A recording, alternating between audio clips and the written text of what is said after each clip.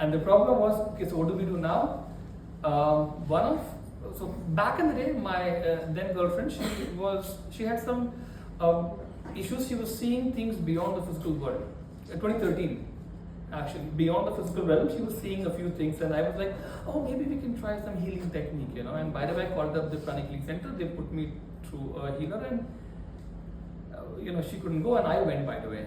And 4 months of being in the state of vertigo, I completely forgot what it feels like to feel balanced and normal in terms of body balance, right? This lady healed me in 20 minutes. Whereas people didn't even know what the problem was, she took 20 minutes to heal. That is when I was like, oh. I mean, she was a housewife looking lady against all the white coat doctors, and I was really impressed after that. To a degree, it's hard to fool me, by the way, but this lady was like, I only did what I know, and I'm like, now I'm willing to learn completely. So my journey started in a manner like this. There have been many cases of miraculous healings afterwards, but this was my starting journey. Why I was even impressed with pranic healing in the first place. Any other questions before we actually start the session? Any other questions? Feel free. How many of you modern age Google or Facebook kind of spiritual enthusiasts? And you would be reading a lot of stuff over there, no? Ask. Perfect platform to ask now. I'm going to answer also. I actually appreciate these questions in which you have a question, like somebody actually asked you once, what is a twin flame? I'm like, I don't believe in that. Anyway, yeah, feel free to ask, yes. Questions? What is the purpose for you to do this session? I like doing it, that's why. Okay, but why? So, it's done for free, good point. right? Free, yeah. Oh, you want to donate? Please, thank you. I pay from my pocket only, by the way, yeah? So, the donation is very much acceptable, thank you.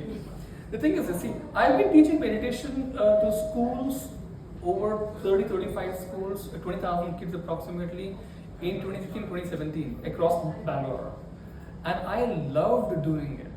No compulsion, no nothing, not getting anything out of it, but I loved doing it. In fact, I left to really major job offers saying that because we have a punch-in at 9, I can't come, I'm sorry.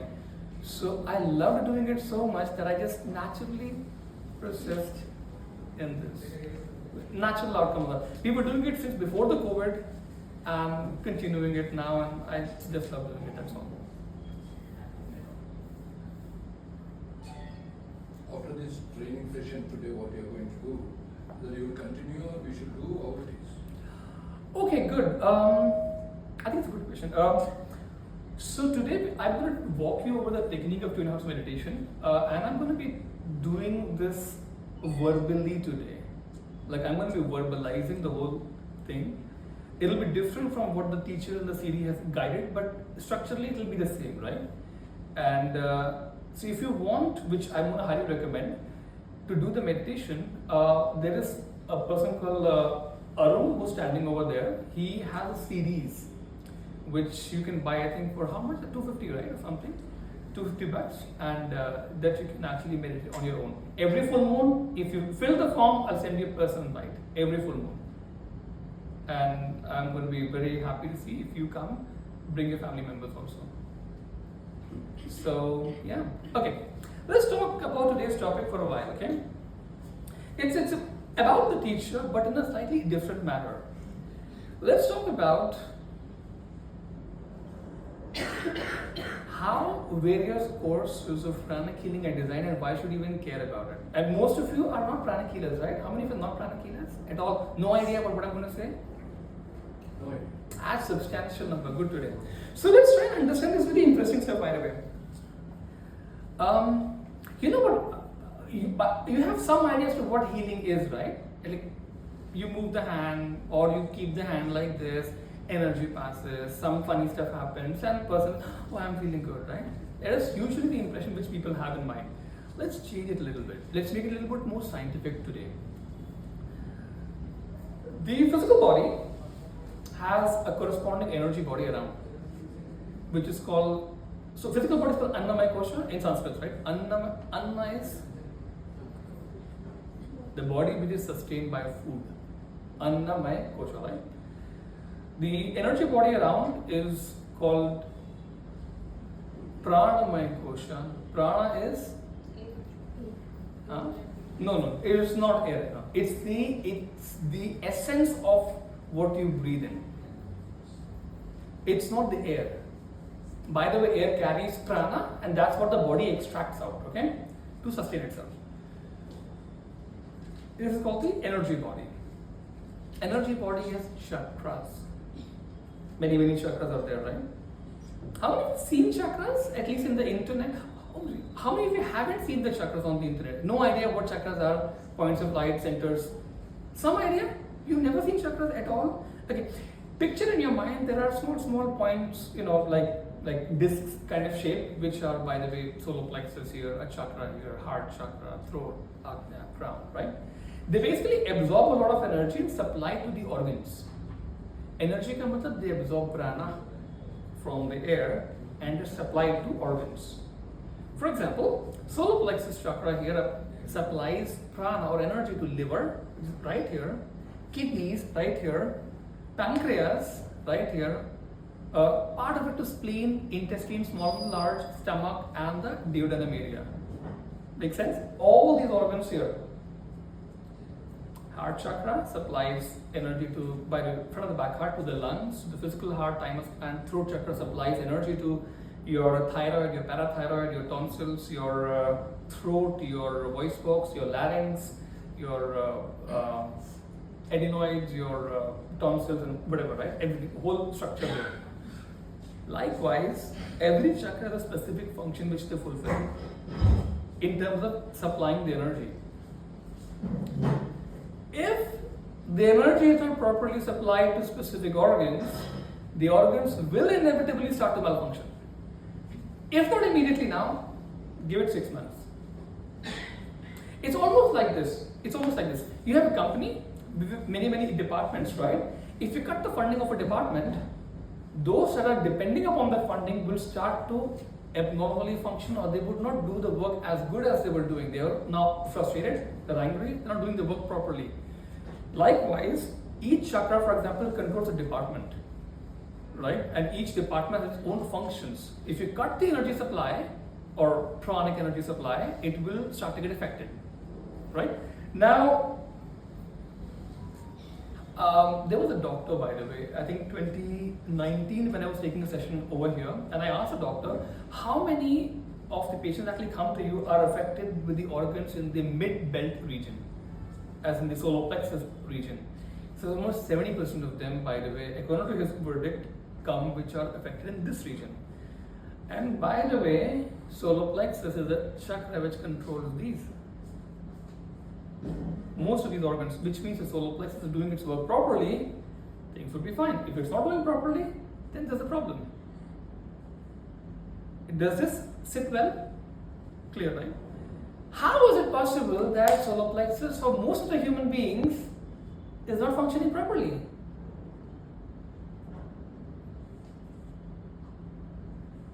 Should be a logical reason. Can't be accident, no? Even in probabilistic scale, these are not accidents. There's a reason behind a bell curve. Yeah? If you draw a mathematical model of where can the problems be, if there's a proper bell curve, there is a reason for that spike over there. Clear, simple reasons, right? So, what by the way so happens is, let's go a little bit higher now. Apart from the energy body, you have what is called as the emotional body. Emotional body in Sanskrit is called kama kosha. Kama is desire, kosha is the body. Now, kama, astral body or emotional body, is the one where you feel emotions. It also has chakras overlaying the ones which are which I told you, overlaying, okay? Now, there's a word called Kama Sutra. The desire manifested or physicalized, right? There is something called Kama Devata, the god who fulfills your desires. Kama is desire, right? And there's another body called the mental body, by the way. after this. So you have these bodies, just unaware of it. When you deeply meditate, you actually start becoming aware of these bodies one by one, one by one, one by one. And when the practice becomes deeper, you actually start to use these bodies and do what is called astral or mental travels. The soul then unplugs for some time from the physical body, travels in the astral body, goes and sees and enjoys and stuff, and comes back. When soul becomes even more advanced, it does official, effective, powerful work in the higher bodies. This is why a great yogi can sit in the mountains and do crazy amount of work. They don't need a physical body. They can do whatever they want from the inner bodies completely. Which is why I think my mom had a bias about the yogis. She would say, they just sit in the cave. What are they doing for the world? I'm like, you know a little less in this area. So I would have to educate her. You know what is the way after a while of spiritual progress? You don't need the physical body to do the work. The soul can use any body, any mechanism to do its work after that. Anyways, back. So the emotional body, become kosha, that you have, that everybody has accumulation of emotions in solar plexus. So solar plexus is your center where you have lower emotions, desires, hatred, fear, envy, anger, irritation, frustration, right here. Stress, right here, in this belt. And what are the human beings right are facing these days? These things. I mean, pretty much these things. Whatever I told you, human beings pretty much are facing these things. Now, if it's being accumulated over here in terms of emotions, it will tend to physicalize because it's exactly here in the solar plexus. And these emotions, by the way, will find places to physicalize inside the organs, right? Same happens with the mental body. When you take a lot of stress of the work, for example, it tends to affect the throat and the upper Agnya region, which is like migraine problems, thyroid problems, goiter problems. Sometimes I've actually seen people who have problems in which the mind becomes numb, completely numb, stops responding after a while. Their chakras, they become super congested and it takes a while to actually clean them and work on them. So the way pranic healing works, now at the topic, is when you clean the chakra, effectively the organs start to work properly. When you clean the chakra effectively, or when you process the chakra effectively, the organs will start to work. This is the logic behind pranic healing. When you treat the chakra completely, the organs will start to properly work. This is the basic pranic healing logic. The advanced pranic healing logic is something like this.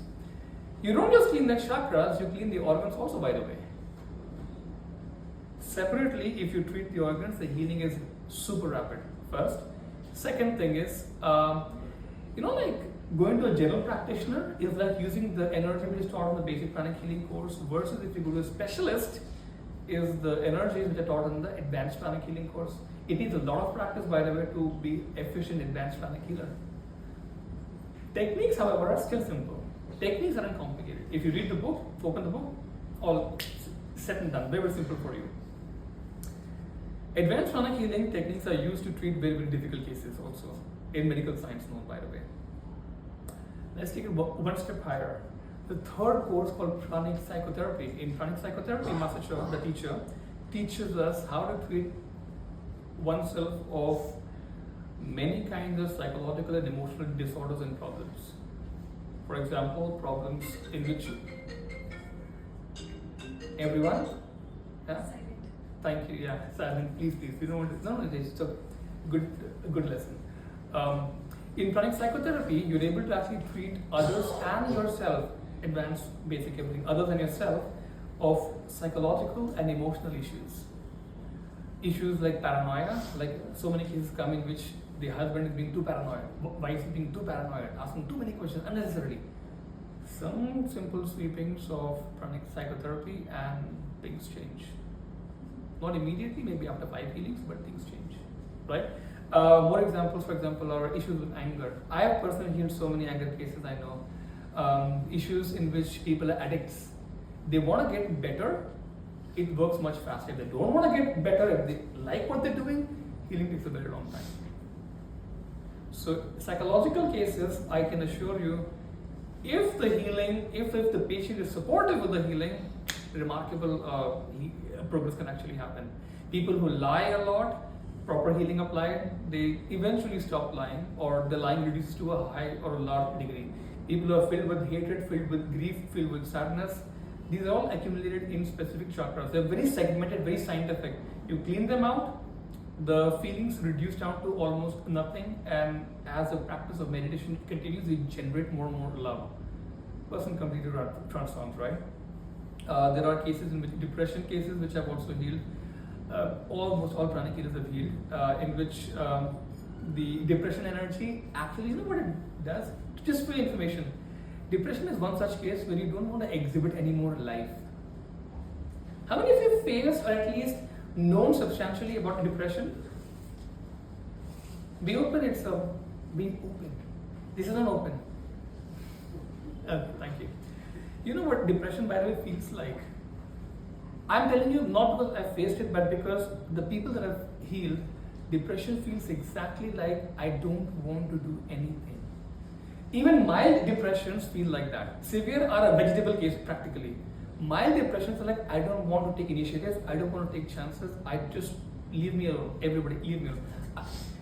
Soul is saying, I don't want to express. Soul is basically indicating, I don't, which is why their chakras start to close down. They close. They become like very, very small. A normal person's chakra is about this much in size. Their chakras become like this. All of them, by the way. No desire to express, no desire to manifest, no desire to nothing. Anyways, these are all, by the way, studying from the chakras. Huh? For example, stone formations in the body. I'll tell you how amazing things work, by the way. Stone formations in the body are the resultant of extremely heavy anger, suppressed, or premeditated for a long time. Stones. It takes 10-15 years maybe, but it forms stones. So what you can do, by the way, is apply pranic psychotherapy, clean all the anger, no formation of stones in the future. Very simple, very simple, by the way. Yeah. Sometimes stone formations takes not just 1 but 2 or 3 or 4 or 5 incarnations. Sometimes it does take that amount of time, and it can save you from pretty much all the suffering, right? All right, so let's go a little bit more deeper now. There is a course called Pranic Crystal Healing. Pranic Crystal Healing is a really fancy course, by the way.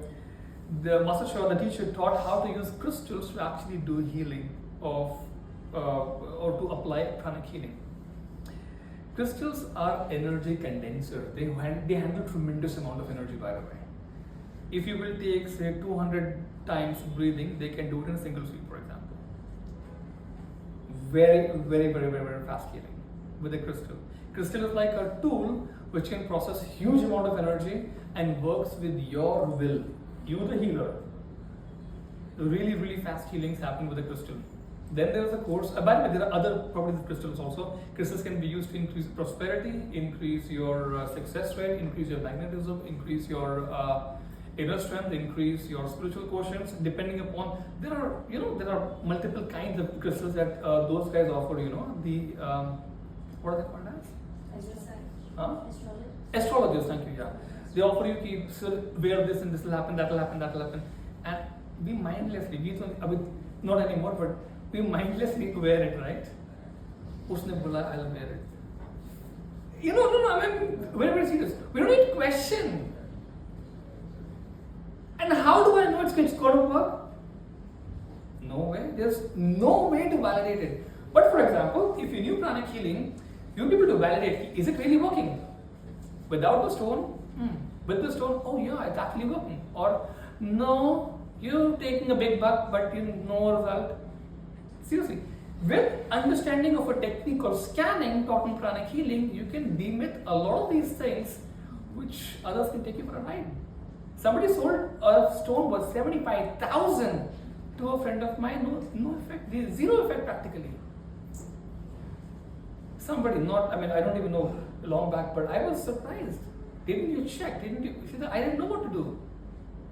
So when you know a technique called scanning taught in pranic healing, you can really be aware of these things I'm not saying don't do, I'm saying be intelligent about the whole process. And intelligence is the mark of a person who really doesn't believe anything just because of what the thing is said, but he samples, examines, dissects, validates, and if it makes sense, okay, now let's try. Right? There is a course, by the way, called Psychic Self-Defense. I'm going to talk about it. It's really amazing, by the way. Really good examples also, by the way. Psychic Self-Defense is a course in which you program the energy to do fancy stuff. For example, one of the fancy stuff is to put shield around yourself. So here is my friend called Arun, who was a white t-shirt guy at the back. So he and I, we were practicing the psychic self-defense techniques at a point of time, I think 1 year back approximately. And we had a lot of time back then. I wasn't married, so I had a lot of time back then. And we were experimenting with it. I put a really strong shield on him, a very powerful shield on him. And I said to somebody, you know what, throw a solid paper ball at him. Then we tried 3 times, paper ball just went past by him. I mean, the guy was sitting right here. There's no way a paper ball would miss. 3 times the ball just missed. 3rd time or 4th time, I think the ball hit, but almost minimal impact. The shield, if programmed, see, shield is nothing but programmed energy, right? You really get to learn these super amazing techniques of changing the life. For example, there was a really good case, a very solid case where you shield or you program the energy around the car to not get accidents, for example. And I was a learning driver. I ran into so many situations where the car would just hit, but nothing happened. Nothing happened. Not even a touch, not even a scratch. Because it just went past by. There are many people whose cars have been hit when they were shielded, not even a scratch. Other car scratches, this car no scratch. Programmed energy can change what happens in the physical world also. Now I'll tell you what a great master, by the way, can do with the programmed energy. We are very young in this field, but a great teacher. This was a story told me personally by the disciple of a teacher over a call, I think 2 years back. Story goes something like this. Okay, I'll tell you how real is the energy, by the way. Okay, how real is the energy? What happened was a great teacher, Master Shiva, he programmed the energy around the shoulder and the upper arm of a disciple. It's like, you stand here and ask the other person to hold what is that? Baseball bat. Yeah? And he asked the other person to hit it with the hardest force you can. And this lady whose arm the experiment was being done on, she's like, I mean, come on, man. You know, even I'd be scared, man. I mean, I have only one proper right arm here. And if you take that away, then what the hell? And that too hardest force. And he slammed that thing. By the way, the bat broke. And it even touched the body. What I'm trying to tell you is, when you progress along in the spiritual path, you don't have to be a healer. Sorry, you don't have to be a spiritual person to be a healer. You can just be any ordinary person, heal. But as you progress on the spiritual path, your energies change to such a degree that what you do after this has excessively powerful impact. You can completely restructure what the energy is supposed to do. How do you think that if you go to a great teacher, he says, okay, you are healed and you're healed? You really are healed, by the way. How does that even happen? For them, the physical and the energy world is completely real. There is no difference. What happens in the energy world happens exactly parallel in the physical world. No logical explanation will fit that unless you understand that there is a complete coherence between physical and the energy worlds. Complete coherence. As you practice along pranic healing techniques, you will realize pranic healing techniques can actually help you to be very successful in your career. Very successful, by the way. For example, what chakras do you need to be empowered, or strong, powerful chakras to be good in your career? Anybody? Basic. Basic is a chakra which is at the base of the spine, by the way. That earns money for you. That makes you dynamic, strong, and powerful. Right? What else? Ajna is right over here. It's a chakra which is useful to think penetratively in subjects. Deep thinker is the one who uses Ajna chakra a lot, by the way. And most people who can't concentrate on maths, can't concentrate in subjects, and they're too busy with this, Ajna chakras are compromised to a good degree.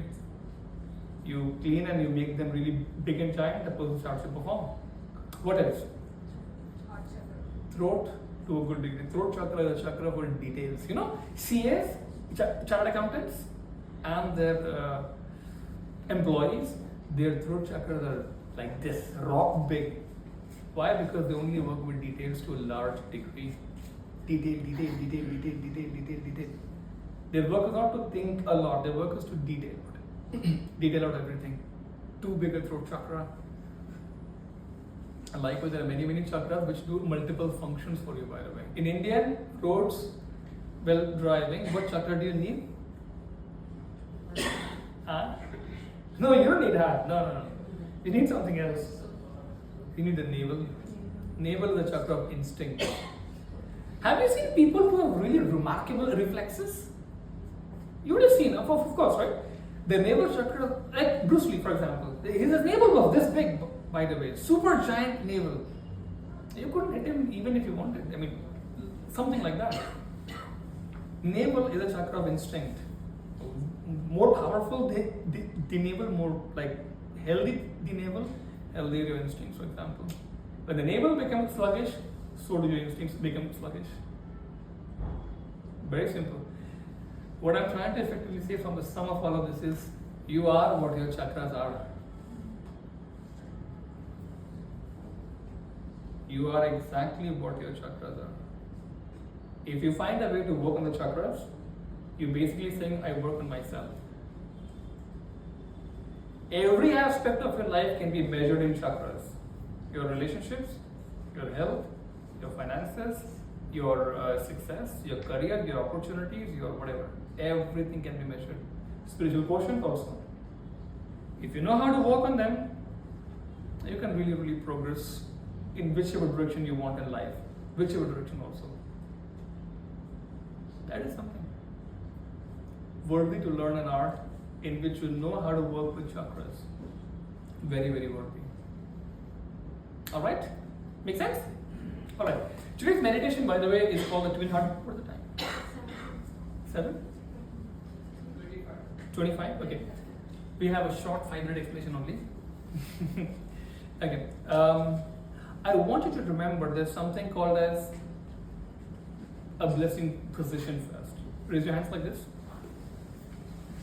In this meditation, you will not be sitting like this. Please, huh?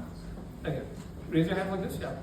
At the chest level, at the level of the heart chakra, everyone touch here in the center of the chest. Center. Everyone touch here. Touch here. Everyone, yeah. This is not here. Center, exactly center. This is where the heart chakra is. Imagine a heart chakra like a lotus flower, by the way. Yeah? Beautiful lotus flower. When you become a little bit more able to sense, you will realize that a heart chakra has a fragrance of its own. It's extremely beautiful fragrance. I'm not joking, I really mean it. When your other senses will start to develop, you will realize the heart chakra smells so like I don't think the word smells like love, but it smells like that. Unmissable. That happens when you meditate for a while and the senses start to open up, something like that. Okay? Okay. So raise your hands like this, chest level of the heart chakra, and imagine a small earth in front of you like this, okay? And when I'm going to guide you the meditation, the first step will be to be aware of the heart chakra, the beautiful lotus over here. It's big and bright, and the energy is passing from the heart through the hands, going to the entire earth in front of you, right? Same with the crown. Next step, crown energy is passing from here, passing the hands and going to the entire earth. Third step, be aware of the heart and the crown simultaneously, together, and you will bless the whole earth. Clear? Makes sense? Yeah. There's one important step which I'll tell you. Rest I'll guide you. Keep your hands down. After the blessing is over, I will ask you to keep your hands down on your laps with no mudras. no mudras, okay? When the hands on the lap, I will chant the mantra Om about 7 or 9 times, and there'll be a gap between each mantra. Everybody's okay with Om? Anybody has a problem with Om? Well, we can't do anything right now, but it's okay. Om is a mantra, for your information, just quickly, Om is a mantra which helps you to concentrate while at the same time it purifies you further. Which is why many people who chant Om as a part of their practice 108 times, they end up purifying their mind, they end up purifying their body also. Very remarkable technique. I think you should try. If you guys are not too deeply into spirituality, just try it out. You don't become, you have to do it in front of Lord Shiva, nothing. Just do in your own room, chant, finish. Simple, logical, very logical. Don't focus on any chakra by the way, just chant Om, no chakra focusing, clear? So, we'll be chanting Om about 7 or 9 times, and after that, we will be having a stillness period of about 2 minutes or 3 minutes. In that time, please make sure you hold your thoughts away completely. Try your best. No thought, no thinking, nothing. Maintain the stillness that you've gathered up until now. Maintain it. And after that, 2-3 minutes are over. That's when you usually reach a state of contemplation or deeper, or say some level of samadhi. Okay? When you come back, and then we do the blessing again. We'll bless your wishes, your desires, your goals, your families, everything, right? And then we'll finish the meditation session. Clear? Make sense? Simple, right? Alright, let's do some exercise, okay? Eyes